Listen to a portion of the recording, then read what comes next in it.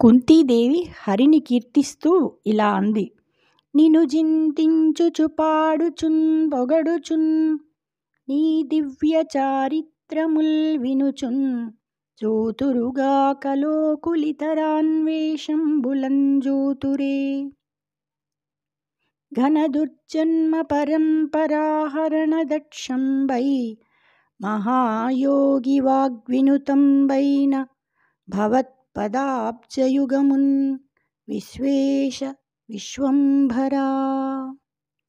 విశ్వేశ్వర, విశ్వంభర, నిన్ను ధ్యానిస్తూ పాడుతూ ప్రశంసిస్తూ నీ దివ్య చరిత్రలు వింటూ నిన్ను లోకులు దర్శిస్తారు.